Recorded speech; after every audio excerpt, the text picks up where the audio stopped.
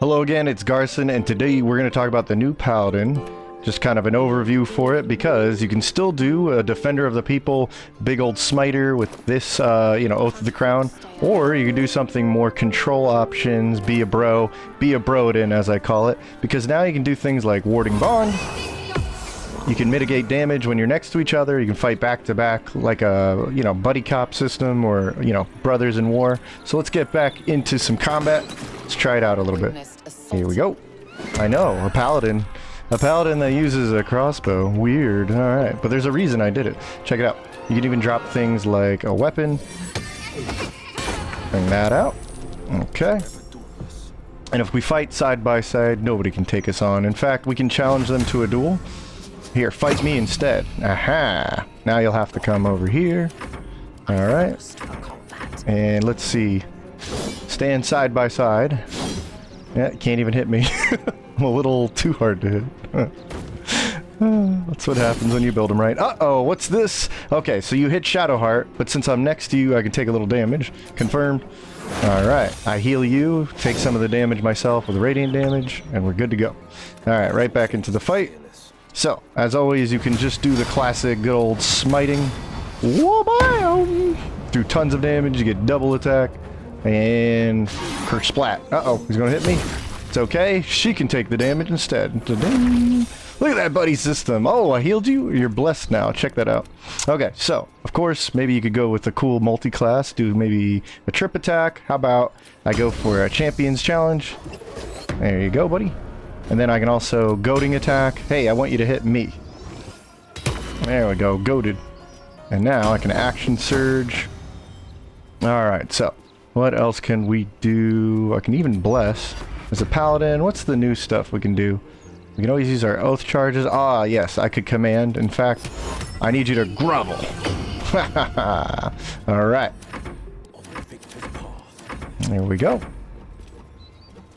So we have a lot of control. Hey, what are you trying to do there? That's not for you. I wouldn't mess with Agent Spider over there.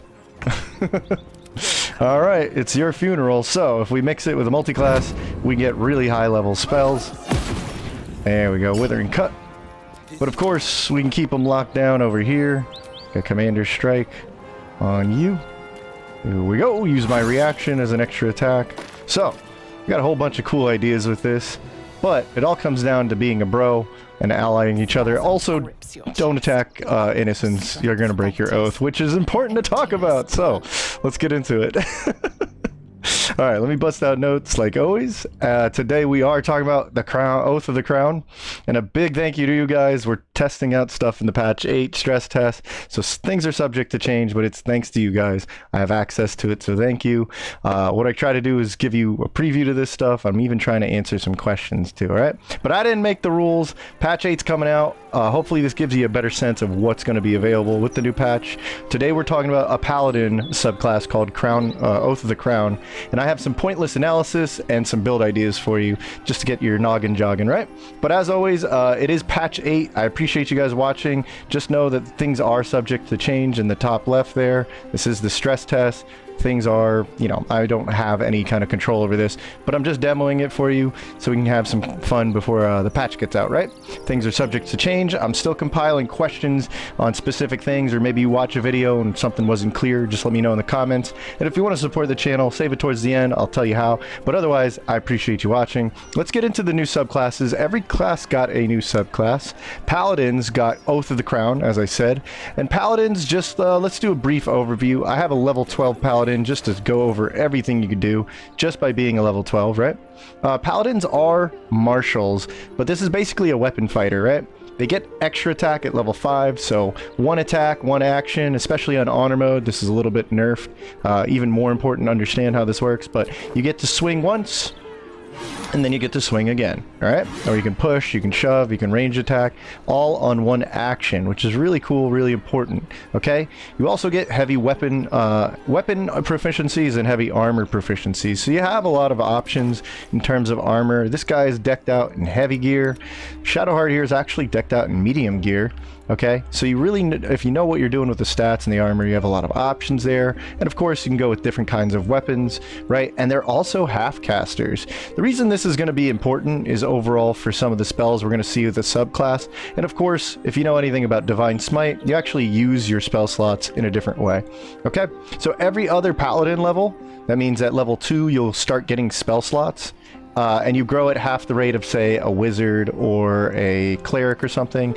Gale here is a blade singer wizard. He's fully level 12. It means he gets all the way up to level 6 spell slots. It's not the case for a full paladin, right? You're only going to go up to level 3. And then depending on how you multi-class with, say, a wizard or a fighter, you may lose or gain spell slots. So it's very interesting and important to know that. But you use charisma on average when you're, casting your spells. Maybe you're trying to control somebody with command, or compel to duel, or the new champion challenge. You're going to use your charisma to make sure those spells actually hit with spell save DC. This makes it that much harder for them to resist your spells, and that's what you're going to be gunning for using charisma. But you get spell slots to upgrade certain spells and whatnot, right? You know all your spells, so what I mean by that is you know every spell that you get per level, but if you don't want something, like you don't think elemental weapon's good in this fight, you can change it out based on what you're encountering, right? So that's a prepped spell caster. You your spells before combat, but then level 3 slots max out, or I should say at level 12 you'll max out at level 3 slots for spellcasting. Okay, now is this the Smite class? Smite! Well, this is the only class that gets Smite. Most people are talking about the Divine Smite, which works a little differently from the spell version, like Searing, Thunderous, and Wrathful, and so on and so forth, right? Smite actually has nothing to do with charisma, contrary to being a caster. It's not like you need to have good charisma on this class. Charisma is important. It has a lot of features. We could talk all day about it, and I have, but you really only need to land your weapon. And what you can actually do with Divine Smite specifically is set it as a reaction. It's a free reaction, quote unquote, because your reaction point once per turn isn't used up. So as many times as you swing, as long as you have these spell slots, you can Divine Smite. That's what's special about it. In fact, some of these other smites, I could smite with a Blinding Smite, and then I can just go into a Divine Smite, effectively double smiting. It's very powerful to know how to do this, right? So it's a free reaction. That's a lot of its power, but it does spend spell slots, so you could think of the Paladin using spell slots as its ammo for these Divine Smite charges, okay? Smites are also spells, right? So Searing Smite, Thunderous Smite, the works, right? These are actually action, bonus actions, and sometimes concentration even. Again, you only really need to land the hit with a regular weapon attack, but they could have some condition that requires some saving throw, like, Thunderous Smite could push them back if they fail the strength throw, for instance, right? So just consider it's a bit of a Spellblade kind of thing, which is really cool about Paladins, the way they use their spell slots and the unique smites and the Divine Smite. But all that being said, Paladins aren't just smites, they also have auras, depending on how far you go into them. Level 6 gives you Aura of Protection on any Paladin, doesn't matter the subclass. Some even get some at level 7 for their subclass, and level 10 actually gets another Aura of Courage right here, okay? So auras surround the Paladin, you can actually see. No, maybe not like that, I guess not. But it's like a 10-foot aura around the Paladin that protects them, could give them something crazy like bonus saving throws to all their saving throws, right? And it affects you and the ally, thus why you have a 10-foot area around you, okay? If you uphold your oath, unlike the beginning of this video, you get to keep your oath channel charge abilities, right? Every subclass has different things you can do with this. This is a short rest resource, and it's where gameplay meets role-playing. I personally kind of like this on honor mode. I wasn't big on paladins. I guess I'm not, but I got the bug to want to smite things, right? But what I found out playing as a paladin is this is where gameplay meets roleplay. You have to sort of uphold your oath. Each subclass has a different rule set. When you're talking, engaging, making decisions. In an honor mode, it's that much more important because you can't just reload the game, right? And if you lose your oath and that's really annoying to you, you can actually just play as an oathless. Not an oath breaker, but an oathless. But you may have to resolve that if you want to respec or, go into different things, change your class and whatnot. So I'm not here to talk about too much. I just want to represent all paladins have to kind of uphold their oath in a way. And if you do uphold the oath, you get champions channel Oath. This is a short rest resource, and based on your subclass, this can give you powerful abilities like Champion Challenge, or what is it, the Righteous Clarity, where you can get more accuracy, and so on and so forth, right? So by the way, I kind of want to mention this. Sorry to be snooty about this. If you want to smite, I really recommend you stay in Paladin to level 11. You always get the 1d8 radiant damage on your weapon attack, your melee weapon attack, if you just stay in the class. I find this really good. Any Paladin gets this. If you just go 11 levels in a Paladin and stop messing around with fancy multiclassing, you might actually get what you wanted all along, because this effectively upgrades the power of your Divine Smite on all of your spell slots, right? So without level 11, I would just be doing 2d8 with a level 1 spell slot. If I had this, I now effectively get a level 2 spell slot worth of Radiant Smite. See how it goes up 1d8 for every level? So your level 1s effectively became level 2s, and so on and so forth, right? Not to mention, you're technically smiting on every swing anyway. And yeah, I feel like a lot of people miss this, so I didn't mean to be a jerk, but just wanted to bring that to your attention if you're planning on playing a Paladin for smiting, right? I know I am. Alright, so anyway, Oath of the Crown. Let's get into this, though. I have very little to say about the Oath itself, other than, okay, thematically, law, loyalty, responsibility. That's cool. I have no clue what these mean in-game, but BG3 does. The BG3 wiki does know a lot more than I do from people testing. Shout out to them. It's a great wiki. It's where I get a lot of information from, and I try to bring it to the screen visually, but I'm not going to list it all here. I'll find out when I stream this and play a level 12 Crown Paladin myself on stream for you guys, right? So, just getting into it, if we can maintain the Oath, right, and we go into the subclass at level 1, you pick your subclass, right? You get the Oath tenets. You have to uphold these. Obviously, don't kill Aronson and Cuthbert like I am, okay? But you get Righteous Clarity off the bat. So Righteous Clarity is pretty simple, right? You're going to use your once per short rest resource, and you're going to give somebody else or yourself plus proficiency to attack rolls, right? Keeping it simple, attack rolls is just your accuracy. So if you're really having a hard time swinging, or you went with Great Weapon Master like I did, the feature that gives you 10 more damage but lower accuracy, instead of turning it off, you can now just give yourself 4 more accuracy. So that almost counters Great Weapon Master. That's pretty strong, right? It's a bonus action, so you do it right there in combat. Oath charge, add your proficiency. So by level 9, you have proficiency of 4. At level 4 or 5, you get it like +5, I believe, right? Don't quote me on that. But at the beginning of the game, it's just +2, so it's still a nice bonus all the way through the game. And obviously, it just adds damage to your ranged attacks as well. It's any accuracy, so ranged or melee. Don't worry, you get it. And you can give it to somebody. So you're honestly, I really like this subclass because it just seems so selfless, and you can help out your allies or yourself any way you want to build it, right? But it will last for 10 turns in combat. If you go to level 3, you get Champion Challenge. Now, I think this is one of the defining features that represents what this guy's all about. So, you want people to come after you. You want to defend your allies, and it kind of starts with this, right? Champion Challenge, what I'm going to do is give you a little video here. I'm going to upload it. Here we go. Or not upload it, but let me load this up for you. Champions Challenge, and we'll play it on screen, okay? So, alright, what you can see here is I've set the stage for Champions Challenge. I have a few attackers. They're going to go after my wizard over there. I want to keep him safe. I'm a bro it in. Okay? So it doesn't affect everybody if I don't land the saving throw, but it did affect the one guy, right? So in a big area, right, I'll cast this out on a bonus action using my once per short rest Oath charge. And now you're going to see this guy got affected. So even though in the middle, our enemy right there is right next to Gale, right? He's going to be inclined to come to me because he has disadvantage against everybody else, see?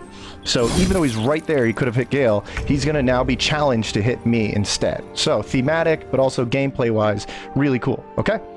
All right, so let me jump back in here.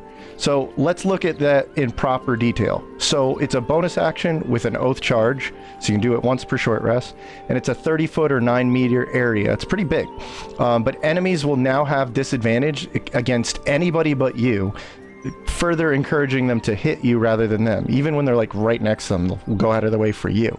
You have to be in your area though. The moment you run away from them and they're 30 feet, they're beyond 30 feet, this condition will drop as soon as it starts their turn, okay? There's some details here, but I'll try and keep it simple for you.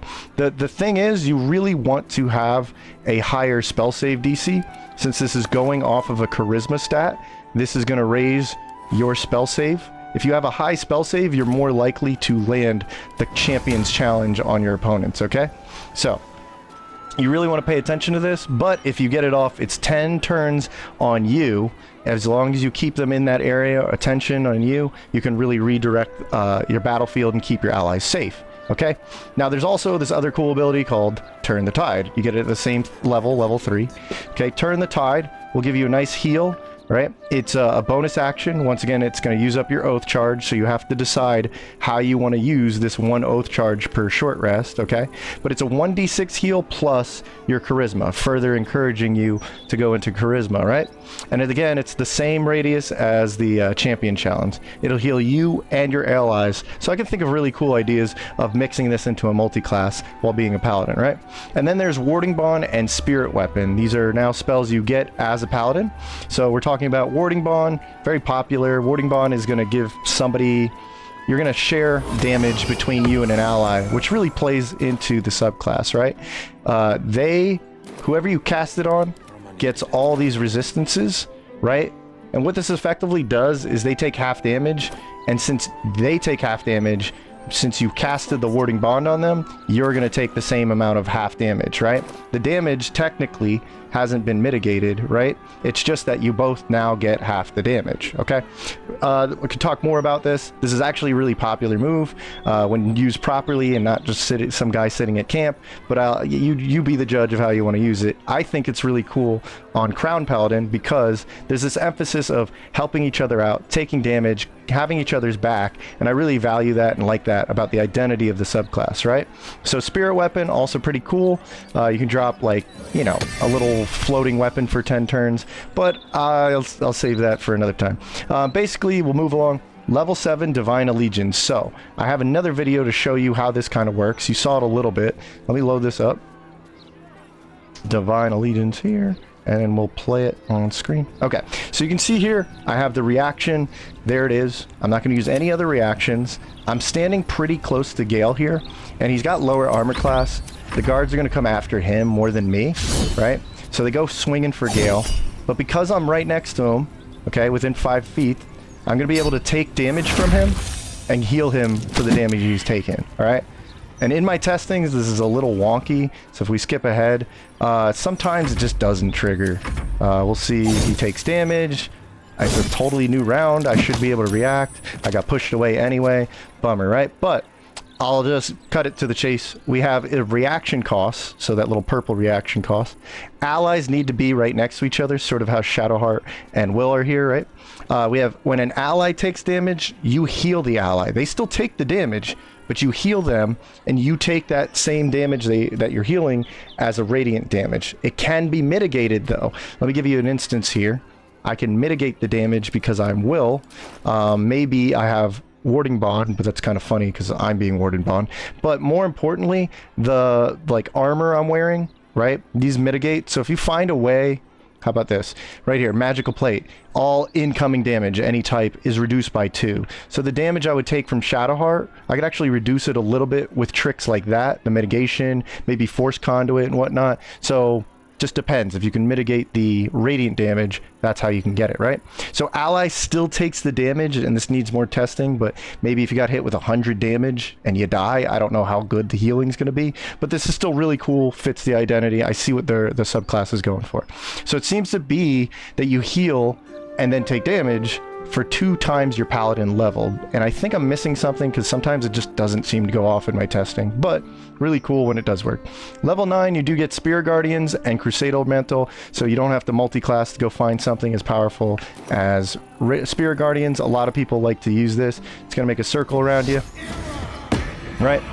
Lasts for 10 turns and then slows people down. So again, the reason you get this is because you're controlling the battlefield. Very powerful effect, especially with Radiant Orbs, right? And Crusader Mantle is pretty awesome because you can now raise, you can focus on this instead, raise some Radiant damage on you and allies in a big radius near you, okay?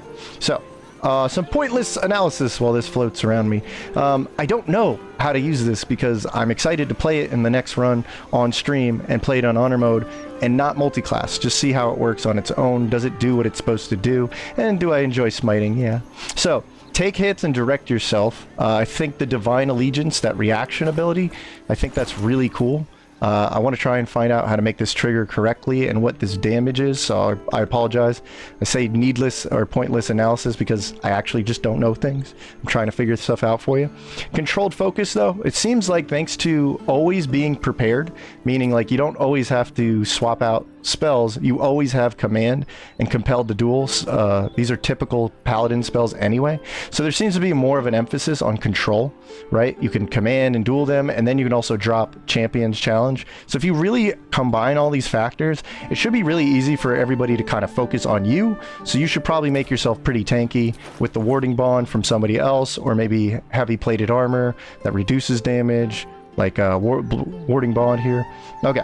So also, you seem to be able to enhance your allies pretty well, right? Later on, you do get Mantle, so you can enhance everybody's damage a little bit with radiant damage, but also you can add your proficiency to their attack rolls, which is awesome. You're not just doing things for yourself, you're also basically a Broadin. You're always helping somebody out, taking damage, mitigating stuff, controlling the battlefield, right?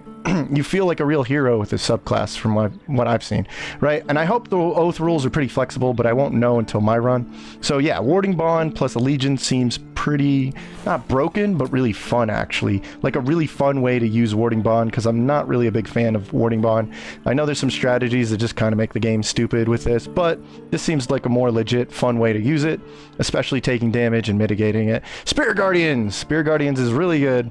You can only go up to the 3rd level Spirit Guardians, but hey, that's good enough, especially for Radiant gear. And by the way, I gotta say it again, yes, I'm saying it twice, if you want to smite, my highest recommendation from what I've played is really just keep things simple and stay in Paladin. Okay, you can have that last level for a feat, or you can go into something cool like Wizard and get haste. Just, I think if you want to smite, it makes all your smites better. They're all now 3d8 and so on and so forth. But I'll leave that to you. I'll get my opinion out of it, sorry.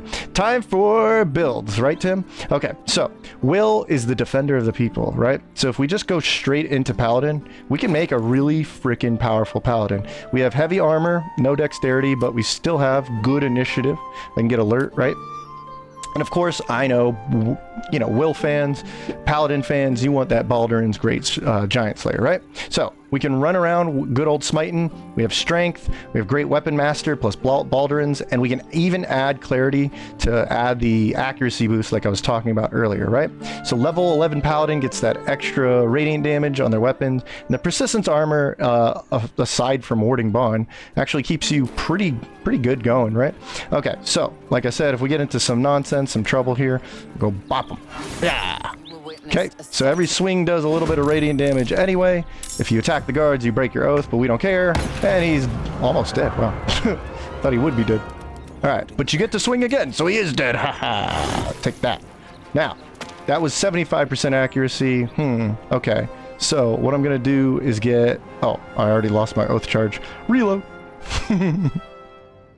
So we'll go back into this. Let me use my oath charge, and you'll see the accuracy increase with the Great Weapon Master, and you'll be like, oh, dang. So you can be a little selfish on this subclass if you want to just be a smiter, kill everything around you with Spirit Guardians and Smites. A-okay with me. But yeah, you're a hero killing the guards.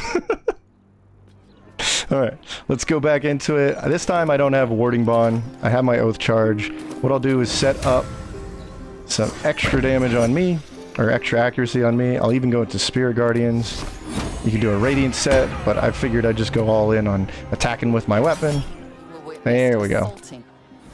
I don't even need to smite this guy because he just got burnt by Radiant.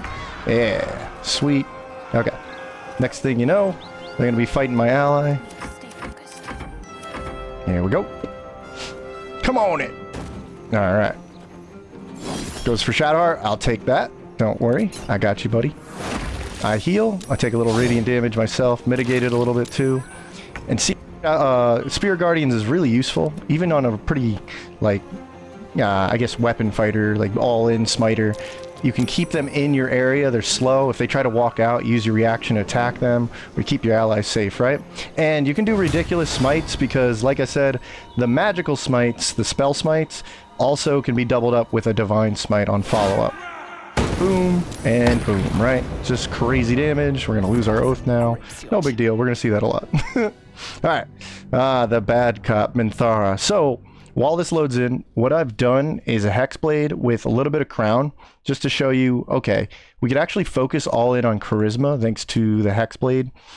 Focus on Control more than anything with these Warlock spell slots. Piercing damage is a little broken if you get the right armor, by the way. But yeah, you can have a more focus on higher spell save, so you're getting the spells to go off, like Champion Challenge. But you also can swing with Charisma because you have the Hexblade weapon. So you can bind the Hex weapon, okay? Now your weapon works off of Charisma for its accuracy and damage. And you can have pretty high spell save DC. So you're pretty much always landing the, the control spells of Champion Challenge, right? So this is what I wanted to demonstrate here. We're gonna have our shooter. Bang. Come on down. Alright, come and get it. So I'm going to run Minthara right here in a big radius where I'm going to tell everybody, you must fight me. I have an 85% chance on these guys. Let's see what happens. I got both of them pretty damn easily. So now they're going to come after me. This doesn't require concentration. So if I put these two over here, right? Are they going to go after me or are they going to go after them? Let's find out. There we go. Look at that. That's because everybody else has disadvantage, okay? So he comes after me because it's more likely to hit me. That's great. I don't mind that. I want you to get close. Do you know why? Because I want to hit you real hard with my booming smite, piercing damage. Alright, so yes, I am using the ballast armor that doubles piercing damage, which means this is going to rock your world. There we go. Booming smite with a level 5. Ba-boom. Okay. There we go. Now, Hexblade is a little bugged. I can't do my extra attack like normal. Just keep that in mind. But I did take the Duelist prerogative, so I can attack with a bonus action and smite again, right? So, pretty cool. I forced everybody to get close, which is funny because I do double piercing damage with this piercing weapon and this ballast armor, right? So just an idea here how to mix and multi-class. Now my weapon's charisma. Now everything I do is charisma. I can focus in on raising charisma, spell save, and I'm also a bit of a sly guy when it comes to out of combat talking, all right? So I'll reload one more time. Yeah, so you're mostly a Hexblade, but you do get the boom smites, the booming blade, and then into smite reactions, right? And then you actually get higher level spells, spell smite spells, I should say, like Baneful and Banishing Smite. These are level 4 and 5 spells that you can only really get by going into the Hexblade, okay? But I think more interestingly is this Paladin that doesn't really focus on smiting at all. So what I did is I mixed Crown with Battlemaster Fighter, right? And there's a focus more on redirection and just aiding my allies in general. Again, we'll fight buddy cop style, back to back. And what I'll do is start some nonsense, but I can trip people from afar. Does some extra damage because of the Battlemaster dice, right? If I don't get the trip, it's okay. But what I can do is goad somebody, hey, I want you to attack me, not Will. There we go. Alright, let's see if that controls the battlefield a little better. Here he comes. Will's going to help me out. Cool. I can also react. I'm going to knock him down with a shield blow. There we go. Or not. Jump on over here. Alright. And if they hit Will, then... Oh, there we go. We can charm him. Stay away from Agent Spider. Alright. Now, the other cool thing is, I'm not exactly doing the typical range build or paladin build, am I? What I've done is I've got the Baneful gloves. This is a different Bane from the Bane you would get on Herald. I can actually double Bane somebody. As you can see here, I hit him earlier. He actually has Baneful Striking, which is the gloves, and a regular old Bane from Herald, which is great because even if I don't have the greatest charisma or spell saving throw, I should be able to compel him to duel. Should be pretty effective because he has double Bane, making it less likely to do the saving throw. And what I'll do is goading attack. more likely to hit him with goading attack because of that, right? Now he's goaded, so he's more likely to attack me because of the Battle Master ability. I can action surge, right? And then I can use, you know, maybe my Oath Charge or whatnot if I didn't break it. But yeah, you can take it even further with Triple Bane thanks to Falar Louv, right? So this could really help the way you control the battlefield. More likely to land effects by debuffing them rather than focusing too heavily on my spell save DC. But just something to think about. We have crossbow expert, so I can shoot just fine up close. Decent spell save DC, but it's enhanced by the double bane. Battle Master moves really help add some more flavor, and you're not all about smiting at all, really. You still have stupidly high armor class because you're actually a Dex Paladin. The armor class from this armor, the shield, is just kind of out of control, right? So you can focus on that, and then there's the auras. You went far enough into paladins, you can't be frightened, or not frightened, but you have extra saving throw protection to you and your allies, and when you stand next to them, even with a crossbow expert, you can stand next to your allies, get in the thick of combat, shoot at people in the face, use those special arrows too. I just think this is a really cool idea too.